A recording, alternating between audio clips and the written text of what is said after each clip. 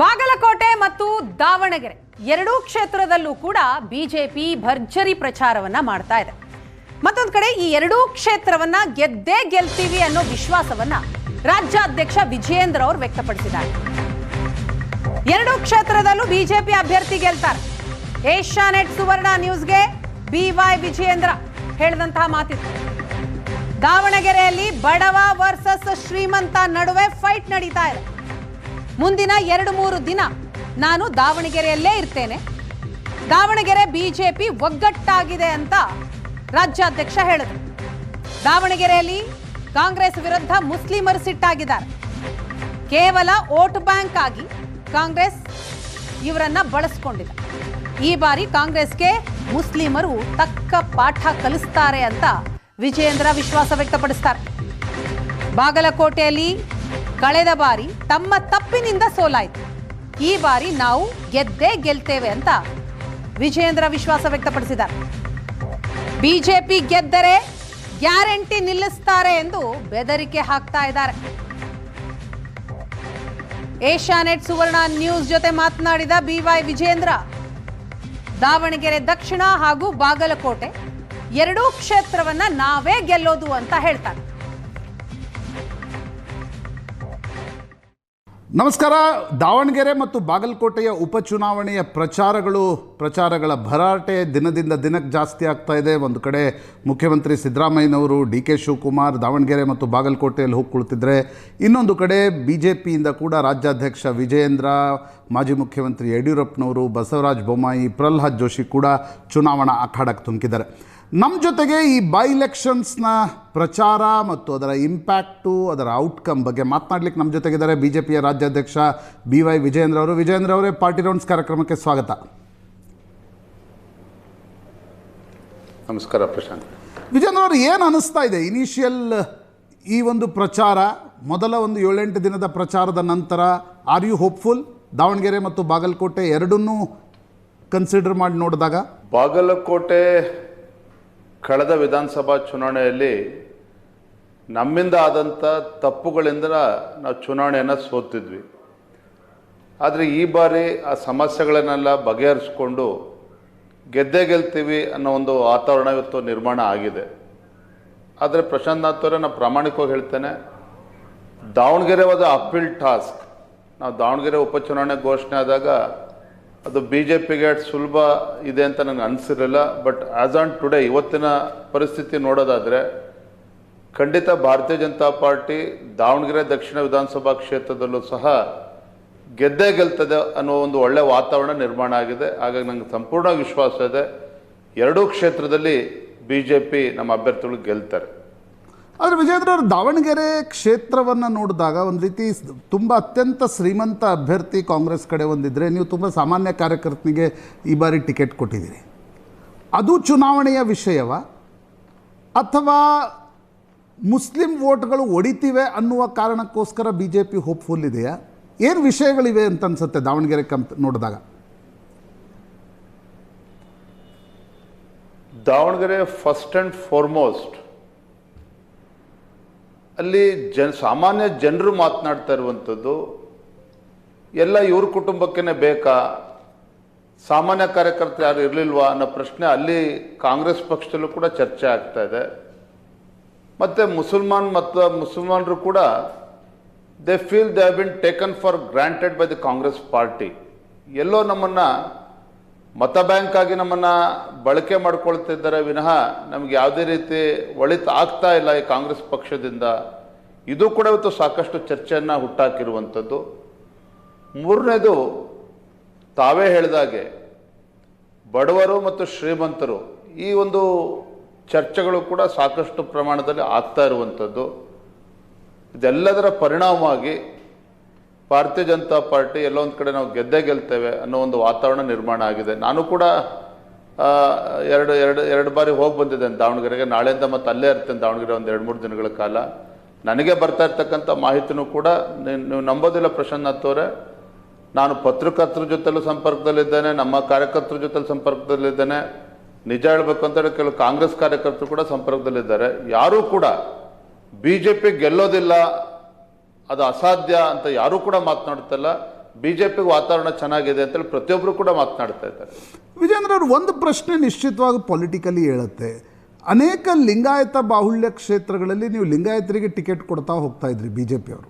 ಬಹಳ ಅಂದರೆ ಯಡಿಯೂರಪ್ಪನವರು, ಅನಂತಕುಮಾರ್ ಇದ್ದಾಗಲಿಂದ ನಾವು ನೋಡ್ತಾ ಇದ್ದೀವಿ, ಅನೇಕ ಕ್ಷೇತ್ರಗಳಲ್ಲಿ ಲಿಂಗಾಯತರಿಗೆ ಕೊಡ್ತಾ ಇದ್ರಿ.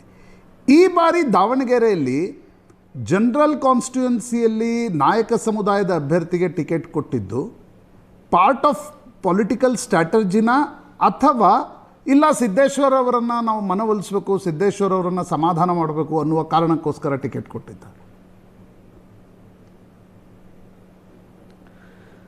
ಸಿದ್ದೇಶ್ವರವ್ರನ್ನ ಮನವೊಲಿಸ್ಬೇಕು ಅನ್ನೋ ಪ್ರಶ್ನೆನೂ ಇಲ್ಲ. ಸಿದ್ದೇಶ್ವರ ನಮ್ಮ ಜೊತೆಲಿ ಇದ್ದೇ ಇದ್ರು, ಯಾವತ್ತೂ ಕೂಡ ಸಣ್ಣ ಪುಟ್ಟ ಗೊಂದಲಗಳಿತ್ತು, ಅದೆಲ್ಲವೂ ಕೂಡ ಬಗೆಹರಿಸ್ಕೊಂಡಿದ್ದೇವೆ. ಬಟ್ ನಾವು ಯಾಕೆ ಇವತ್ತು ಶ್ರೀನಿವಾಸ್ ದಾಸ್ ಕರಿಯಪ್ಪ ಅವ್ರಿಗೆ ಅವಕಾಶನ ಕೊಟ್ಟಿದ್ದೇವೆ ಅಂತ ಹೇಳಿದ್ರೆ, ಇವತ್ತು ಜನರಲ್ ಕಾನ್ಸ್ಟಿಟ್ಯೂನ್ಸಿ ಆಗಿದ್ರೂ ಸಹ ಸುಮಾರು 75,000ಕ್ಕೂ ಹೆಚ್ಚು ಹಿಂದುಳಿದ ಮತ್ತು ಪರಿಷ್ಠ ಜಾತಿ ಪರಿಷ್ಠ ಪಂಗಡಗಳ ಮತದಾರರಿದ್ದಾರೆ. ಎಲ್ಲೋ ಒಂದು ಕಡೆ ಕೇವಲ ಇದು ವೀರಶೈವ ಲಿಂಗಾಯತರ ಮಧ್ಯೆ ನಡೀತಕ್ಕಂಥ ಕಾಳಗ ಅಂತ ಆಗಬಾರ್ದು. ಮತ್ತು ನಾವು ಕೂಡ ಒಂದು ಸಾಮಾಜಿಕ ಸೋಷಿಯಲ್ ಜಸ್ಟಿಸನ್ನು ಕೂಡ ಕೊಡಬೇಕಾಗ್ತದೆ. ಮತ್ತು ಅಲ್ಲಿರ್ತಕ್ಕಂಥ ಮತದಾರರ ಅಂಕಿ ಅಂಶಗಳನ್ನು ನೀವು ನೋಡಿದಾಗ ನಮಗೆ ಎಲ್ಲೋ ಒಂದು ಕಡೆ ಅನ್ನಿಸ್ತು, ಇಲ್ಲ Srinivas Das Kariyappa will be A better candidate ಅಂತೇಳಿ ನನಗೆ ಅನ್ನಿಸಿದಾಗ ನಾನು ಸಿದ್ದೇಶ್ವರ್ ಅವ್ರ ಜೊತೆಲೂ ಮಾತನಾಡಿದೆ. ಅದೇ ರೀತಿ ರೇಣುಕಾಚಾರ್ಯ ಅವರ ನಮ್ಮ ಬೇರೆ ಮುಖಂಡರುಗಳ ಜೊತೆ ಚರ್ಚೆ ಮಾಡಿ ಅವ್ರನ್ನ ಶ್ರೀನಿವಾಸ್ ದಾಸ್ ಕರಿಯಪ್ಪ ಬೆಟರ್ ಕ್ಯಾಂಡಿಡೇಟ್ ಅಂತ ಅನ್ಸಿದ್ಮೇಲೆ ನಾವು ಅದನ್ನು ತೀರ್ಮಾನ ಮಾಡಿದ್ದೇವೆ. ಬಟ್ ಏನು ಬದಲಾಯಿತು ಅಂದರೆ, ನಾವು ನೋಡ್ತಾ ಇದ್ವಿ 2 ವರ್ಷಗಳ ಕಾಲ ದಾವಣಗೆರೆಯಿಂದ ಯಾರಾದರೂ ಸಿಕ್ಕರೂ ಕೂಡ ಬರೀ BJPಯ ಒಳಜಗಳದ ಬಗ್ಗೆ ಮಾತಾಡ್ತಾ ಇದ್ರು. ರೇಣುಕಾಚಾರ್ಯ ಸಿಕ್ಕರೆ ಸಿದ್ದೇಶ್ ಬಗ್ಗೆ ಹೇಳ್ತಿದ್ರು, ಸಿದ್ದೇಶ್ ಸಿಕ್ಕರೆ ರೇಣುಕಾಚಾರ್ಯ ಬಗ್ಗೆ ಹೇಳ್ತಾ ಇದ್ರು. ಏಕಾಏಕಿ ಒಂದು ತಿಂಗಳಲ್ಲಿ ಏನು ಬದಲಾಗಿದೆ ದಾವಣಗೆರೆಯಲ್ಲಿ? ಏನು ಬದಲಾಗಿದೆ ಅನ್ನೋದಕ್ಕಿಂತ ಹೆಚ್ಚಾಗಿ ದಾವಣಗೆರೆ ಇರ್ಬೋದು, ಬಾಗಲಕೋಟೆ ಇರ್ಬೋದು, ನಾನು ಒಪ್ಕೊಳ್ತೇನೆ, ಹೈಯೆಸ್ಟ್ ಕನ್ಫ್ಯೂಷನ್ನು ಮತ್ತು ಗೊಂದಲ ಇದ್ದದ್ದು ದಾವಣಗೆರೆ ಜಿಲ್ಲೆಯಲ್ಲಿ. ಅದೇ ರೀತಿ ಬಾಗಲಕೋಟೆನಲ್ಲೂ ಕೂಡ ಸಾಕಷ್ಟು ಗೊಂದಲಗಳು ಇತ್ತು. ಆದರೆ ನಾನು ನಮ್ಮ ಪಕ್ಷದ ಎಲ್ಲ ಹಿರಿಯರಲ್ಲಿ ಕೂತು ಚರ್ಚೆ ಮಾಡಿ, ನಮ್ಮ ರಾಜ್ಯದ ಉಸ್ತುವಾರಿಗಳಾಗಿದ್ದಂಥ ರಾಧಾಮೋಹನ್ ದಾಸ್ ಅವರು ಕೂಡ ದಾವಣಗೆರೆಗೆ ಬಂದಿದ್ದರು. ತದನಂತರ ನಾನು ಕೂಡ ಬಾಗಲಕೋಟೆಗೆ ಹೋಗಿ ಕೂತು ಎಲ್ಲ ಹಿರಿಯರ ಜೊತೆ ಮಾತನಾಡಿ, ನಾವು ಈ ಭ್ರಷ್ಟ ಕಾಂಗ್ರೆಸ್ ಸರ್ಕಾರವನ್ನು ಕಿತ್ತೊಗಿಬೇಕು ಮತ್ತು ರಾಜ್ಯದಲ್ಲಿ ನಮ್ಮ ಕಾರ್ಯಕರ್ತರಿಗೆ ಒಂದು ಸ್ಪಷ್ಟ ಸಂದೇಶ ಕೊಡಬೇಕು, ಇವೆರಡೂ ಚುನಾವಣೆ ಗೆಲ್ಲೇಬೇಕು ಅನ್ನೋ ಒಂದು ಹಠವನ್ನು ತೊಟ್ಟು ನಾವೆಲ್ಲರೂ ಕೂಡ ಹೊರಟಿದ್ದೇವೆ. ನನಗೆ ಸಂತೋಷ ಇದೆ, ಎರಡೂ ಕ್ಷೇತ್ರದಲ್ಲಿ ನಮ್ಮೆಲ್ಲ ಕಾರ್ಯಕರ್ತರು ಯಾವತ್ತೂ ಕೂಡ ಒಗ್ಗಟ್ಟಾಗೇ ಇದ್ದಾರೆ. ಸಮಸ್ಯೆ ಇದ್ದದ್ದು ನಮ್ಮ ಮುಖಂಡರುಗಳ ಮಧ್ಯೆ. ಆದರೆ ನನಗೆ ಸಂತೋಷ ಇದೆ, ಎಲ್ಲ ಮುಖಂಡರುಗಳು ಕೂಡ ಒಟ್ಟಾಗಿ ಒಂದಾಗಿ ನಮ್ಮ ಅಭ್ಯರ್ಥಿನ ಗೆಲ್ಲಿಸಲೇಬೇಕು ಅಂತೇಳಿ ಇವತ್ತೊಂದು ಸಂಕಲ್ಪನ ತೊಟ್ಟು ಇವತ್ತು ಎರಡೂ ಕ್ಷೇತ್ರದಲ್ಲಿ ಇವತ್ತು ಕೆಲಸ ಮಾಡ್ತಾರೆ. ಬಟ್ ವಿಜೇಂದ್ರ ಅವರ ಕೆಲ ಕಾಂಗ್ರೆಸ್ನ ಮುಸ್ಲಿಂ ನಾಯಕರು ನನಗೆ ಹೇಳ್ತಾ ಇದ್ರು, ಇಲ್ಲ ಮುಸ್ಲಿಂ ವೋಟ್ಗಳು ಒಡಿತವೆ ಅನ್ನುವ ಭ್ರಮೆಯಲ್ಲಿ BJP ಇದೆ, ಹೀಗಾಗಿ ದಾವಣಗೆರೆಯಲ್ಲಿ ನಾವು ಗೆಲ್ತೀವಿ ಅಂತಕ್ಕಂಥ ವಿಶ್ವಾಸವನ್ನು ವ್ಯಕ್ತಪಡಿಸ್ತಾ ಇದೆ. ಕೊನೆಗೆ ಹೋಗಿ ಮುಸ್ಲಿಮರು ಹೋಗಿ ಕಾಂಗ್ರೆಸ್ಗೆ ವೋಟ್ ಹಾಕ್ತಾರೆ, BJP ಆ ಭ್ರಮೆಯಲ್ಲಿರೋದು ಬೇಡ ಅಂತ ಅನೇಕ ಮುಸ್ಲಿಂ ನಾಯಕರು ಹೇಳ್ತಾರೆ. ನಾವು ಮುಸ್ಲಿಂ ಮತದಾರರು ಏನು ಮಾಡ್ತಾರೆ ಅದ್ರ ಮೇಲೆ ಡಿಪೆಂಡ್ ನಾವು ಚುನಾವಣಾ ಸ್ಟ್ರಾಟಜಿ ನಾವು ಮಾಡಿಲ್ಲ ಪ್ರಶಾಂತ್ ಅವರೇ. ಆದರೆ ಒಂದಂತೂ ಸತ್ಯ, ಮುಸ್ಲಿಂ ಮತದಾರ ಏನಿದ್ದಾರೆ ಇವತ್ತು ಕಾಂಗ್ರೆಸ್ ಪಕ್ಷದ ಬಗ್ಗೆ ಇವತ್ತು ಬೇಸತ್ತಿದ್ದಾರೆ. ವಿಶೇಷವಾಗಿ ದಾವಣಗೆರೆ ಕ್ಷೇತ್ರದ ಬಗ್ಗೆ ಮಾತನಾಡೋದಾದರೆ, ಒಂದು ರೀತಿ ಕಾಂಗ್ರೆಸ್ ಪಕ್ಷದ ಕಾರ್ಯಕರ್ತರೇ ಕಾಂಗ್ರೆಸ್ ಪಕ್ಷದ ಅಭ್ಯರ್ಥಿ ವಿರುದ್ಧ ಅಥವಾ ಕಾಂಗ್ರೆಸ್ ಪಕ್ಷದ ವಿರುದ್ಧ ದಂಗೆ ಹೇಳ್ತಕ್ಕಂಥ ಪರಿಸ್ಥಿತಿ ಇವತ್ತು ದಾವಣಗೆರೆ ದಕ್ಷಿಣ ಕ್ಷೇತ್ರದಲ್ಲಿ ಇವತ್ತು ನಿರ್ಮಾಣ ಆಗಿರುವಂಥದ್ದು ಸತ್ಯ. ಹಾಗಾಗಿ ಮುಸಲ್ಮಾನರಲ್ಲಿ ಏನು ಮಾಡ್ತಾರೆ ಅನ್ನೋದಕ್ಕಿಂತ ಹೆಚ್ಚಾಗಿ they have been taken for granted ಅನ್ನೋದು ಅವ್ರಿಗೂ ಕೂಡ ಅರ್ಥ ಆಗಿದೆ.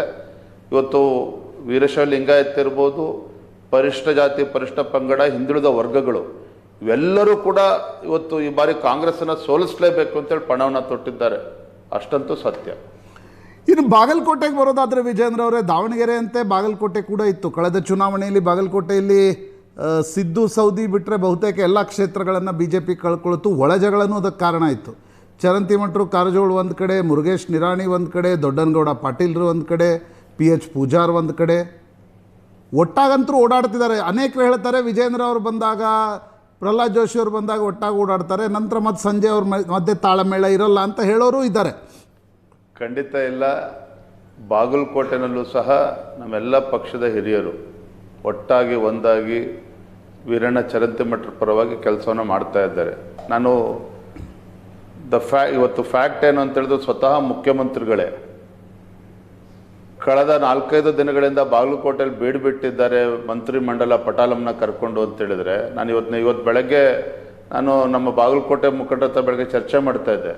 ಸ್ವತಃ ಮುಖ್ಯಮಂತ್ರಿಗಳು ಬೀದಿಗೆ ಹೋಗಿ ಮತಯಾಚನೆಯನ್ನ ಮಾಡ್ತಾ ಇದ್ದಾರೆ. ಇಂಥ ಪರಿಸ್ಥಿತಿಗೆ ಯಾಕೆ ಬಂತಾಗಾದ್ರೆ ಕಾಂಗ್ರೆಸ್ ಪಕ್ಷಕ್ಕೆ, ಮಾನ್ಯ ಮುಖ್ಯಮಂತ್ರಿಗಳಿಗೆ ಇದನ್ನು ಅವರು ಆಲೋಚನೆ ಮಾಡಬೇಕಾಗಿದೆ. ಇವತ್ತು ಬಾಗಲಕೋಟೆ ಆಗಲಿ ದಾವಣಗೆರೆ ಆಗಲಿ ಮುಖ್ಯಮಂತ್ರಿಗಳ ಆದಿಯಾಗಿ ಉಪಮುಖ್ಯಮಂತ್ರಿಗಳು, ಸಚಿವ ಸಂಪುಟ ಸದಸ್ಯರು ಇಷ್ಟೊಂದು ಆತಂಕದಲ್ಲಿದ್ದಾರೆ ಅಂತ ಹೇಳಿದ್ರೆ, ನನಗೆಲ್ಲೋ ಒಂದು ಕಡೆ ಅವ್ರಿಗೆ ಬಹುಶಃ ಈಗ ಅವ್ರಿಗೆ ಅರ್ಥ ಆಗ್ತಾ ಇದೆ. ಏನು ಗ್ಯಾರಂಟಿಗಳ ಒಂದು ಮುಖವಾಡನ್ನು ಧರಿಸ್ಕೊಂಡು ಏನು ಜನರ ಮುಂದೆ ಹೋಗ್ತಾ ಇದ್ರು, ಈ ಬಾರಿ ಅದು ಯಾವುದೂ ಆಟಗಳು ನಡೆಯೋದಿಲ್ಲ ಅನ್ನೋ ವಾಸ್ತವಿಕ ಸತ್ಯ ಅರ್ಥ ಆದಮೇಲೆ ಮುಖ್ಯಮಂತ್ರಿಗಳು, ಉಪಮುಖ್ಯಮಂತ್ರಿಗಳು, ಎಲ್ಲ ಸಚಿವ ಸಂಪುಟ ಸದಸ್ಯರು ಬೀದಿಗಿಳಿದು ಮತಯಾಚನೆ ಮಾಡ್ತಕ್ಕಂಥ ಒಂದು ಪರಿಸ್ಥಿತಿಗೆ ಬಂದು ನಿಂತಿದೆ ಅವತ್ತು. ಬಟ್ ವಾಸ್ತವ ಅಂದರೆ ಸಿದ್ದರಾಮಯ್ಯನವರು ಎಲ್ಲಿ ಹೋಗ್ತಾರೆ, ಅಲ್ಲಿ 2-3 ದಿನಗಳ ಕಾಲ ಇದ್ದರೆ ಅಲ್ಲಿ ಪರಿಸ್ಥಿತಿ ಬದಲಾಗತ್ತೆ ಅನ್ನೋದು ಕೂಡ ಒಂದು ವಾಸ್ತವ. ಯಡಿಯೂರಪ್ಪನವ್ರು ಮುಖ್ಯಮಂತ್ರಿ ಇದ್ದಾಗಲೂ ಕೂಡ ಅದೇ ರೀತಿ ಆಗ್ತಾಯಿತ್ತು. ಯಡಿಯೂರಪ್ಪನವ್ರು ಹೋಗಿ ಪ್ರಚಾರ ಮಾಡಿದರೆ, ಮೋದಿಯವರು ಹೋಗಿ ರಾಜ್ಯಗಳ ಚುನಾವಣೆಗಳಲ್ಲಿ 8 ದಿನ 10 ದಿನ ಪ್ರಚಾರ ಮಾಡೋದಾದರೆ ಮುಖ್ಯಮಂತ್ರಿಗಳು ಕೂಡ ಪ್ರಚಾರ ಮಾಡ್ತಾರೆ. ಗೆಲ್ಲುವ ಒಂದು ಸ್ಥಿತಿಯಲ್ಲಿ ಪಾರ್ಟಿಯನ್ನು ತರ್ತಾರೆ ಅಂತಕ್ಕಂಥದ್ದು ಕೂಡ ಮುಖ್ಯಮಂತ್ರಿಗಳು ಹೋಗಿ ಪ್ರಚಾರ ಮಾಡಬಾರ್ದು ಅಂತ ನಾನು ಹೇಳ್ತಾ ಇಲ್ಲ ಪ್ರಶಾಂತ್ ಅವರೇ. ನನ್ನ ಪ್ರಶ್ನೆ ಇವತ್ತು, ಮಾನ್ಯ ಮುಖ್ಯಮಂತ್ರಿಗಳು ಒಂದು ಕಡೆ ಕಾಂಗ್ರೆಸ್ ಪಕ್ಷಕ್ಕೆ ಅನುಕಂಪದ ಅಲೆ, 2 ಕ್ಷೇತ್ರದಲ್ಲಿ ಅನುಕಂಪದ ಅಲೆ ಇದೆ ಅಂತೇಳಿ ಅವ್ರು ಭಾವಿಸಿದ್ದಾರೆ. ಇದರ ನಡುವೆನೂ ಸಹ ಮುಖ್ಯಮಂತ್ರಿಗಳು ಇವತ್ತು ಅಷ್ಟು ದಿನ ಬಂದು ಕೂತ್ಕೊಳ್ತಾರೆ. ಇವತ್ತು ಒಂದು ರೀತಿ ಅವರ ಹೇಳಿಕೆಗಳೆಲ್ಲ ಗೊತ್ತಾಗ್ತದೆ ಯಾವ ರೀತಿ ಭಯಭೀತರಾಗಿದ್ದಾರೆ ಮುಖ್ಯಮಂತ್ರಿಗಳು, ಕಾಂಗ್ರೆಸ್ ಪಕ್ಷ ಸಚಿವರುಗಳು ಅನ್ನೋದು ನಿಮ್ಮ ಮೇಲ್ನೋಟಕ್ಕೆ ಗೊತ್ತಾಗ್ತದೆ. ಮುಖ್ಯಮಂತ್ರಿಗಳು ಹೋಗಿ ಪ್ರಚಾರ ಮಾಡ್ತಕ್ಕಂಥದ್ದು ಸಹಜ. ಹಿಂದೆ ಯಡಿಯೂರಪ್ಪರು ಮುಖ್ಯಮಂತ್ರಿಗಳಿದ್ದಾಗಲೂ ಕೂಡ ಉಪಚುನಾವಣೆಯಲ್ಲಿ ತಿರುಗಾಡಿದ್ದಾರೆ, ಅದು ಬೇರೆ ಪ್ರಶ್ನೆ. ಆದರೆ ಮುಖ್ಯಮಂತ್ರಿಗಳ ನೀವು ಹೇಳಿಕೆಗಳನ್ನು ನೀವು ಗಮನಿಸಿದ್ದೇ ಆದರೆ ಆಡಳಿತ ಪಕ್ಷದ ಎಲ್ಲ ಸಚಿವರುಗಳಲ್ಲಿ ಎಲ್ಲ ಒಂದು ಕಡೆ ಆತಂಕ ಮೂಡಿರುವಂಥದ್ದು ಸತ್ಯ. ಅದು ನೀವು ಅಲ್ಲಗಳಿದ್ದಕ್ಕೆ ಸಾಧ್ಯನೇ ಇಲ್ಲ. ಇನ್ನು ಅವ್ರ ಪ್ರಯತ್ನ ಅವ್ರು ಮಾಡಲಿ, ಅದ್ರ ಬಗ್ಗೆ ನಮ್ದು ಏನೂ ತಕರಾರಿಲ್ಲ. ಆದರೆ ಎಲ್ಲೋ ಒಂದು ಕಡೆ ಮತದಾರರಿಗೆ ಬೆದರಿಕೆ ಒಡ್ತಕ್ಕಂಥ ಕುತಂತ್ರ ಏನು ಮಾಡ್ತಾ ಇದ್ದಾರಲ್ಲ, ಇದರಲ್ಲೇ ಗೊತ್ತಾಗ್ತದೆ ಕಾಂಗ್ರೆಸ್ ಪಕ್ಷ ಎಷ್ಟು ಡೆಸ್ಪರೇಟ್ ಆಗಿದ್ದಾರೆ, ಮಾನ್ಯ ಮುಖ್ಯಮಂತ್ರಿಗಳು ಎಷ್ಟು ಡೆಸ್ಪರೇಟ್ ಆಗಿದ್ದಾರೆ ಅಂತಕ್ಕಂಥ ಇದರಲ್ಲಿ ಗೊತ್ತಾಗ್ತದೆ. ಮತದಾರರ ಒಲವು ಭಾರತೀಯ ಜನತಾ ಪಾರ್ಟಿಯ ಪರವಾಗಿದೆ. ವಿಜೇಂದ್ರ, ಅವ್ರಿಗೆ ಅಟ್ಲೀಸ್ಟ್ ಇಲ್ಲಪ್ಪ, ಅವ್ರು ಗ್ಯಾರಂಟಿಗಳನ್ನು ಪಂಚ ಗ್ಯಾರಂಟಿಗಳಾದರೂ ಅವ್ರಿಗೆ ಹೇಳಲಿಕ್ಕಿದೆ, ಆಫರ್ ಮಾಡಲಿಕ್ಕೆ ಒಂದು ಪಂಚ ಗ್ಯಾರಂಟಿಗಳ ಸ್ಕೀಮ್ ಆದರೂ ಇದೆ. BJP ನರೇಂದ್ರ ಮೋದಿ ಬಿಟ್ಟು ಕರ್ನಾಟಕದಲ್ಲಿ ಇಷ್ಟೆಲ್ಲವೂ ನಡೆದ ನಂತರ, 23ರ ಸೋಲಿನ ನಂತರ BJPಗೆ ಆಫರ್ ಮಾಡಲಿಕ್ಕೆ ಏನಿದೆ ಮತದಾರರ ಬಳಿ? ಆಫರ್ ಇನ್ ದ ಸೆನ್ಸ್ ನಾನು ಹಣಕಾಸಿನ ದೃಷ್ಟಿಯಿಂದ ಹೇಳ್ತಾ ಇಲ್ಲ, ಪೊಲಿಟಿಕಲಿ ಕೇಳ್ತಾ ಇದ್ದೀನಿ. ಪ್ರಶಾಂತರ ಫ್ಯಾಕ್ಟ್ ಈಸ್, ಇವತ್ತು ಮತದಾರರು ದಾವಣಗೆರೆ ದಕ್ಷಿಣ ಇರ್ಬೋದು, ಬಾಗಲಕೋಟೆಯಲ್ಲಿ ಇರ್ಬೋದು, ಇವತ್ತು ಮತದಾರರು ಇವತ್ತು ಕಾಂಗ್ರೆಸ್ ಸರ್ಕಾರದ ಬಗ್ಗೆ ಬೇಸತ್ತಿದ್ದಾರೆ. ಇವತ್ತು ಗ್ಯಾರಂಟಿಗಳ ಬಗ್ಗೆ ಇವರೇನು ಮುಖ್ಯಮಂತ್ರಿಗಳು ಮಾತನಾಡ್ತಾ ಇದ್ದಾರಲ್ಲ, ವಾಸ್ತವಿಕ ಸತ್ಯ ಏನು? ಗ್ಯಾರಂಟಿಗಳೇ ಅಭಿವೃದ್ಧಿನ. ಹಾಗಾದರೆ ಬಾಗಲಕೋಟೆ ಇರ್ಬೋದು, ರಾಜ್ಯದ ಯಾವುದೇ ವಿಧಾನಸಭಾ ಕ್ಷೇತ್ರಗಳಲ್ಲಿ ಅಭಿವೃದ್ಧಿಗೆ ಒಂದು ಬಿಡಿಗಾಸನ ಕೊಡೋದಕ್ಕೆ ಸಾಧ್ಯ ಆಗ್ತಲ್ಲ ಸರ್ಕಾರಕ್ಕೆ. ಯಾವುದೇ ವಿಧಾನಸಭಾ ಕ್ಷೇತ್ರದಲ್ಲಿ ರಸ್ತೆಗೆ ದುಡ್ಡು ಕೊಡೋದಕ್ಕೆ ಆಗ್ತಾ ಇಲ್ಲ, ಮೂಲಭೂತ ಸೌಕರ್ಯಗಳು, ಆಸ್ಪತ್ರೆ ದುಡ್ಡು ಕೊಡೋದಕ್ಕೆ ಆಗ್ತಾ ಇಲ್ಲ, ಶಾಲಾ ಕಟ್ಟಡಗಳನ್ನ ಕೊಠಡಿಗಳನ್ನ ಕಟ್ಟಿಸೋದಕ್ಕೆ ಸಾಧ್ಯ ಆಗ್ತಾ ಇಲ್ಲ. ಇವತ್ತು ಸರ್ಕಾರದ ಬಗ್ಗೆ ಜನ ಮಾತನಾಡ್ತಾ ಇದ್ದಾರೆ. ನೀವು ಗ್ರಾಮೀಣ ಪ್ರದೇಶಕ್ಕೆ ಬಂದು ನೋಡಿ ಪ್ರಶಾಂತ್ ಅವರೇ, ಗ್ರಾಮೀಣ ಭಾಗದಲ್ಲಿ ಇವತ್ತು ಶಾಲಾ ಕಾಲೇಜ್ಗೆ ಹೋಗ್ತಕ್ಕಂಥ ವಿದ್ಯಾರ್ಥಿನಿಯರಿಗೆ ಬಸ್ಗಳ ವ್ಯವಸ್ಥೆ ಸಿಗ್ತಾ ಇಲ್ಲ. ಗ್ರಾಮೀಣ ಭಾಗದಲ್ಲಿ ಸರ್ಕಾರಿ ಬಸ್ಗಳು ಯಾವುದು ಕೂಡ ಬರ್ತಾ ಇಲ್ಲ. ಕೇಳಿದ್ರೆ ನಾವು ಪುಕ್ಕಟೆ ಫ್ರೀ ಬಸ್ ರೈಡ್ ಕೊಟ್ಟಿದ್ವಿ ಹೆಣ್ಮಕ್ಳಿಗೆ ಅಂತ ಹೇಳ್ತಾರೆ. ಆದರೆ ಗ್ರಾಮೀಣ ಭಾಗದಲ್ಲಿ ಶಾಲಾ ಕಾಲೇಜ್ಗೆ ಹೋಗ್ತಕ್ಕಂಥ ಮಕ್ಕಳಿಗೆ ಬಸ್ ಸಿಗ್ತಾ ಇಲ್ಲ. ಮತ್ತೊಂದು ಕಡೆ ಗೃಹಲಕ್ಷ್ಮಿ ಅಂತೇಳಿ ಪದೇ ಇವತ್ತು ಮಾತನಾಡ್ತಾರೆ, ಜಾಹೀರಾತುಗಳನ್ನು ನೀಡ್ತಾ ಇದ್ದಾರೆ. ಆದರೆ ವಾಸ್ತವಿಕ ಸತ್ಯ ಏನು? ಇದು ಗೃಹಲಕ್ಷ್ಮಿಗೆ, ಗ್ಯಾರಂಟಿಗಳಿಗೆ ಹಣವನ್ನು ಕ್ರೋಢೀಕರಿಸೋದಕ್ಕೆ ಸಾಧ್ಯ ಆಗದೇನೆ ಇವತ್ತು ಅಬಕಾರಿ ಇಲಾಖೆಗೆ 45,000 ಕೋಟಿ ಟಾರ್ಗೆಟ್ ಜಾಸ್ತಿ ಮಾಡಿಕೊಂಡು ಒಂದು ಮನೆಗೆ 2,000 ರೂಪಾಯಿ ಕೊಟ್ಟರೆ ಅದೇ ಮನೆಯಿಂದ 10,000 ರೂಪಾಯಿ ಕಿತ್ಕೊಳ್ತಕ್ಕಂಥ ಷಡ್ಯಂತ್ರ ಕಾಂಗ್ರೆಸ್ ಸರ್ಕಾರ ಮಾಡ್ತಾ ಇಲ್ವಾಗಾದ್ರೆ? ಇವೆಲ್ಲವನ್ನೂ ಕೂಡ ಮತದಾರರ ಮುಂದೆ ಬಿಚ್ಚಿಡ್ತಕ್ಕಂಥ ಕೆಲಸವನ್ನು ಮಾಡ್ತಾ ಇದ್ದಾವೆ. ವಾಸ್ತವಿಕ ಸತ್ಯ ಏನು ಅನ್ನೋದನ್ನು ನಾವು ಬಿಚ್ಚಿಡ್ತಕ್ಕಂಥ ಕೆಲಸ ಮಾಡ್ತಾ ಇದ್ದೇವೆ ಮತದಾರರ ಮುಂದೆ. ಇವತ್ತು ವೀರಣ್ಣ ಚರಂತಿಮಠರಿಗೆ ಹೇಳಿದ್ದೀರಾ ಸ್ವಲ್ಪ ಶಾಂತವಾಗಿ ಮಾತಾಡಿ, ಕೂಲಾಗಿ ಮಾತಾಡಿ? ವೀರಣ್ಣ ಚರಂತಿಮಠರು is famous for his harsh words. ನಾನು ವೀರಣ್ಣ ಚರಂತಿಮಠರವ್ರನ್ನ ಬಹಳ ವರ್ಷಗಳಿಂದ ನೋಡಿದ್ದೇನೆ ಪ್ರಶಾಂತ್ ಅವರೇ. ಏನಾಗಿದೆ ಅಂತ ಹೇಳಿದ್ರೆ ಅವರು ಹೇಗೆ ಯಡಿಯೂರಪ್ಪನವರು ತಳಹಂತದಿಂದ ಭಾರತೀಯ ಜನತಾ ಪಾರ್ಟಿನ ಸಂಘಟನೆಯನ್ನು ಕಟ್ಕೊಂಡು ಬಂದಿದ್ದಾರೋ ಅದರಿಂದಿರ್ತಕ್ಕಂಥ ಪರಿಶ್ರಮ, ಅನಂತಕುಮಾರ್ ಆದಿಯಾಗಿ ಇವತ್ತು ವಿ ಎಸ್ ಆಚಾರ್ಯ ತಮಗೆಲ್ಲ ಗೊತ್ತಿರುವಂಥ ವಿಚಾರ. ಆ ಶ್ರಮ ಎಷ್ಟಿದೆ ಅಂತಕ್ಕಂಥದ್ದು ನಿಮ್ಗೆ ಗೊತ್ತಿದೆ. ಹಾಗಾಗಿ ಇವತ್ತು ಪಕ್ಷದಲ್ಲಿ ಏನೇ ಸಣ್ಣ ಪುಟ್ಟ ಗೊಂದಲಗಳಾದರೂ ಸಹ ಯಡಿಯೂರಪ್ಪ ಇವತ್ತು ಕೂಡ ಬೇಸರ ಪಡ್ಕೊಳ್ತಾರೆ, ಆಕ್ರೋಶ ಬರ್ತದೆ. ಅದೇ ರೀತಿ ಚರಂತಿಮಠ ಅವರು ಕೂಡ ಶಿಕ್ಷಣ ಕ್ಷೇತ್ರದಲ್ಲಿ ಒಂದು ರೀತಿ ಕ್ರಾಂತಿಯನ್ನು ಮಾಡಿದ್ದಾರೆ. ತಳಹಂತದಿಂದ ಶಿಕ್ಷಣ ಸಂಸ್ಥೆಯನ್ನು ಕಟ್ಟಿಕೊಂಡು ಬೆವರು ಸುರಿಸಿದ ಶಿಕ್ಷಣ ಸಂಸ್ಥೆಯನ್ನು ಕಟ್ಕೊಂಡು ಬಂದಿದ್ದಾರೆ. ಹಾಗಾಗಿ ಅದೇ ಒಂದು ಮೈಂಡ್ ಸೆಟ್ಟಲ್ಲಿ ಅವರು ಕೂಡ ಇರ್ತಾರೆ. ರಾಜಕೀಯ ವ್ಯವಸ್ಥೆಯಲ್ಲೂ ಕೂಡ ಅದೇ ರೀತಿ ಎಲ್ಲವೂ ಕೂಡ ವ್ಯವಸ್ಥಿತವಾಗಿರಬೇಕು ಅನ್ನೋ ಒಂದು ಅಪೇಕ್ಷೆನ ಅವ್ರು ಪಡ್ತಾರೆ ವಿನ ಅವರ ಕೋಪ ಏನಿದ್ರು ಕೂಡ ಅದೊಂದು ರೀತಿ ಹೇಗೆ ಯಡಿಯೂರಪ್ಪನವ್ರಿಗೆ ಒಂದು ರೀತಿ ಸಾತ್ವಿಕ ಸಿಟ್ಟು ಅಂತ ನೀವು ಕರಿತೀರಿ, ಚರಂತಿಮಠರು ಕೂಡ ಅದೇನೆ.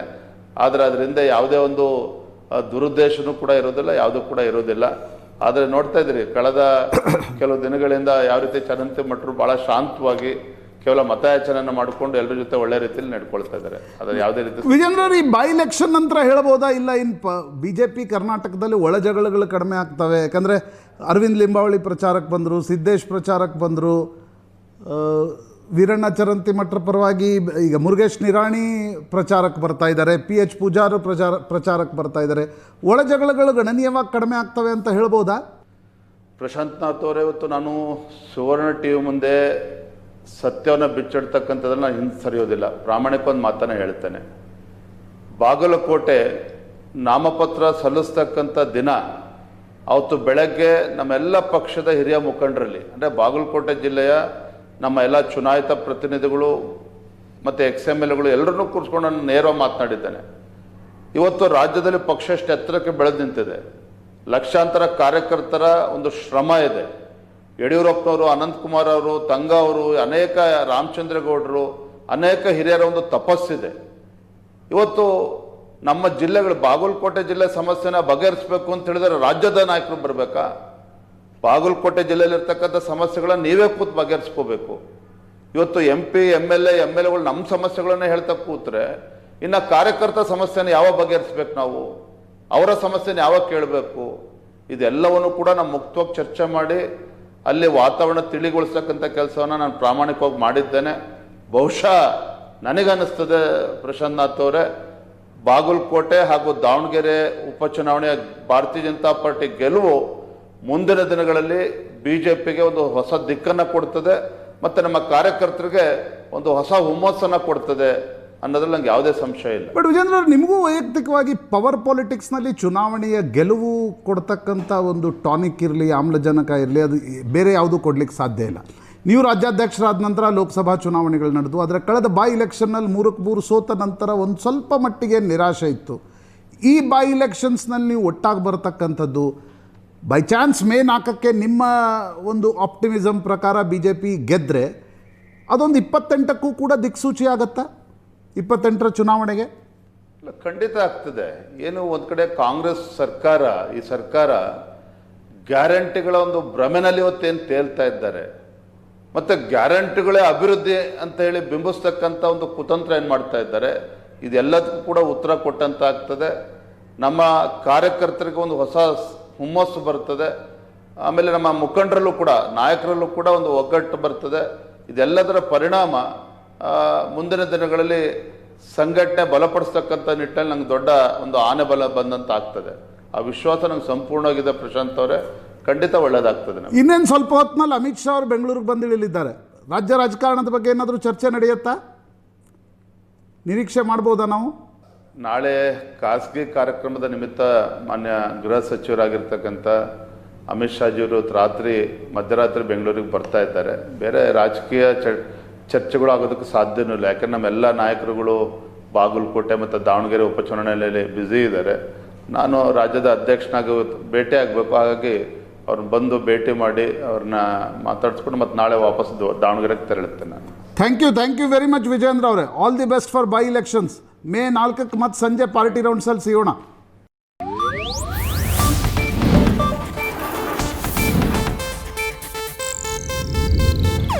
ಇದು ಏಷ್ಯಾನೆಟ್ ನ್ಯೂಸ್ ನೆಟ್ವರ್ಕ್ ಪ್ರಸ್ತುತಿ.